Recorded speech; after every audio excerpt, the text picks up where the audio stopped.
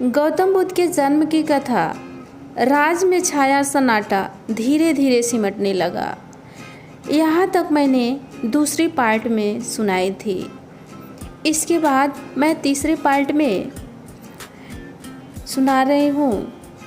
जैसे जैसे रानी महामाया का गर्भकाल पूर्ण होने की ओर हो रहा था, वैसे वैसे राजमहल में प्रसन्नता बढ़ती जा रही थी।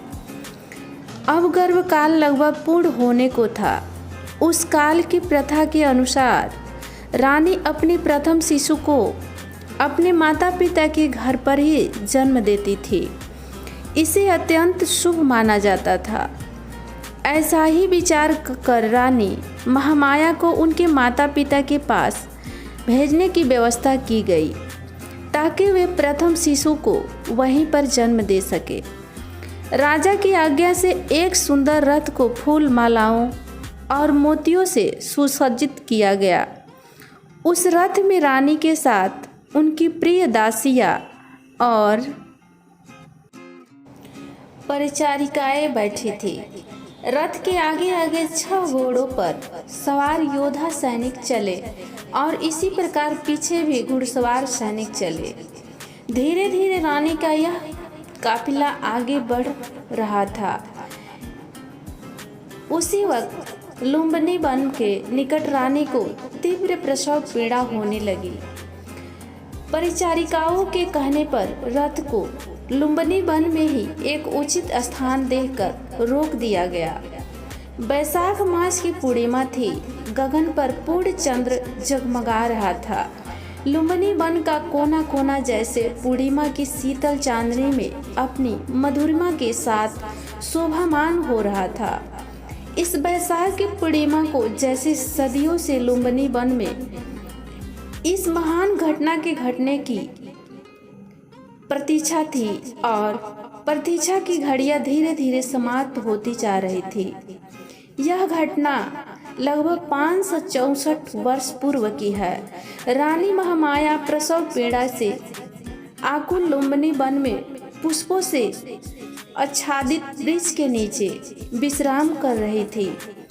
परिचारिकाएं उनकी तरह तरह से सेवा कर रही थी। प्रकृति द्वारा निर्धारित शुभ घड़ी और शुभ पलों में रानी महामाया ने एक सुंदर स्वस्थ शिशु को जन्म दिया। शिशु के जन्म की शुभ सूचना अविलंब कपिलवस्तु भेज दी गई। कपिलवस्तु में राजा सुदोधन और रानी प्रजावती के हर्ष की सीमा न थी। पूरा राजमहल विभिन्न प्रकार के मोतियों और दीपमालाओं से सज्जित किया गया। राजा सुदोधन और रानी प्रजावती ने पुत्र प्राप्ति से प्रसन्न होकर निर्धनों और ब्राह्मणों को खुले हाथों से दान देना प्रारंभ कर दिया। राजा ने अपनी प्रिय पत्नी महामाया और नवजात शिशु को लुम्बिनी वन से कपिलवस्तु बुला लिया था। राजमहल में उनका बड़े हर्ष के साथ स्वागत किया गया। एक दिन असित ऋषि दरबार में पधारे। राजा सुदोधन ने ऋषि का यथा योग्य स्वागत सत्कार किया और नवजात शिशु को आशीर्वाद देने का आग्रह किया।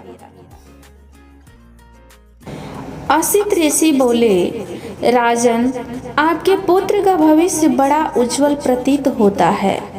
आपकी कृपा का फल है ऋषि देव। राजा सुदोधन सिर झुकाकर बोले, अब कृपया शिशु को अपना आशीर्वाद दीजिए। ऋषि बोले, राजन, यह शिशु आगे चलकर आपके शाक्य वंश का नाम विश्व भर में फैला देगा और किसी के आशीर्वाद की नहीं बल्कि संसार को इसके आशीर्वाद की आवश्यकता पड़ेगी। यह कहकर असित ऋषि ने शिशु के मस्तक पर अपना हाथ रखा और हाथ रखकर असित ऋषि ने वहां से चल पड़े। मैं गौतम बुद्ध के जन्म की कहानी 3 पार्ट में सुनाई हूँ। मुझे उम्मीद है कि आप सभी को गौतम बुद्ध की जन्म की कहानी बहुत अच्छे लगेंगे। अगर अच्छे लगेंगे तो आप तीनों वीडियो को ज़रूर देखिएगा। धन्यवाद।